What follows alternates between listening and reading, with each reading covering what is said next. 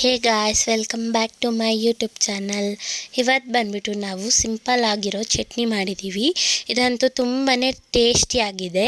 ಇದು ಮಾಡೋದು ಅಷ್ಟೇ ಈಸಿ. ಈಗ ಹೇಗೆ ಮಾಡೋದು ನೋಡೋಣ ಬನ್ನಿ.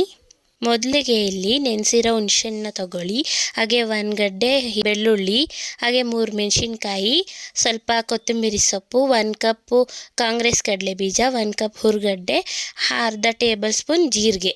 ಈಗ ಮಿಕ್ಸಿ ಜಾರ್ನ ತಗೊಳ್ಳಿ. 1 ಕಪ್ ಕಾಂಗ್ರೆಸ್ ಕಡಲೆ ಬೀಜ ಹಾಕ್ಕೊಳ್ಳಿ. ಹಾಗೆ 1 ಕಪ್ ಹುರ್ಗಡ್ಲೆ ಹಾಕ್ಕೊಳ್ಳಿ.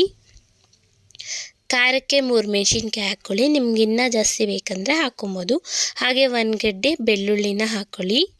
ಸ್ವಲ್ಪ ಕೊತ್ತಂಬರಿ ಸೊಪ್ಪು, ಅರ್ಧ ಟೇಬಲ್ ಸ್ಪೂನ್ ಜೀರಿಗೆ ಹಾಕ್ಕೊಳ್ಳಿ. ಹುಣಸೆಹಣ್ಣು ರಸ, ಹಾಗೆ ಬಣ್ಣಕ್ಕೋಸ್ಕರ 2 ಬ್ಯಾಡಗಿ ಮೆಣಸಿನ್ಕಾಯಿ ಹಾಕ್ಕೊಳ್ಳಿ.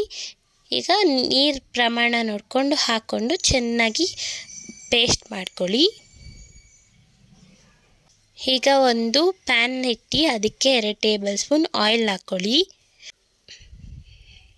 ಆಯಿಲ್ ಚೆನ್ನಾಗಿ ಕಾದ್ಮೇಲೆ 1 ಟೇಬಲ್ ಸ್ಪೂನ್ ಸಾಸಿವೆ ಹಾಕ್ಕೊಳ್ಳಿ. ಸಾಸಿವೆ ಚೆನ್ನಾಗಿ ಚಟಪಟ ಅನ್ನಬೇಕು. 1 ಟೇಬಲ್ ಸ್ಪೂನ್ ಜೀರಿಗೆ ಹಾಕ್ಕೊಳ್ಳಿ.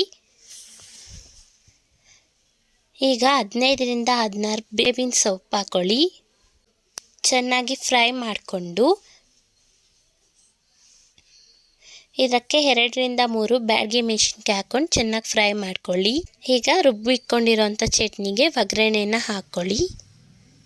ಈಗ ಚೆನ್ನಾಗಿ ಮಿಕ್ಸ್ ಮಾಡಿ. ಈಗ ರುಚಿಗೆ ತಕ್ಕಷ್ಟು ಉಪ್ಪು ಹಾಕ್ಕೊಳ್ಳಿ. ಫಸ್ಟೇ ಹಾಕಿದ್ರೆ ಗೊತ್ತಾಗಲ್ಲ, ಲಾಸ್ಟಲ್ಲಿ ಹಾಕ್ಕೊಳ್ಳಿ ನೋಡಿಕೊಂಡು.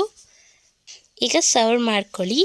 ಇದಂತೂ ಇಡ್ಲಿಗೆ, ಚಪಾತಿಗೆ ಎಲ್ಲದಕ್ಕೂ ಚೆನ್ನಾಗಿರುತ್ತೆ. ನಮ್ಮ ಚಾನಲ್ನ ಸಬ್ಸ್ಕ್ರೈಬ್ ಮಾಡ್ಕೊಳ್ಳಿ. ಹಾಗೆ ಇದಕ್ಕೆ ಲೈಕ್ ಕೊಡಿ.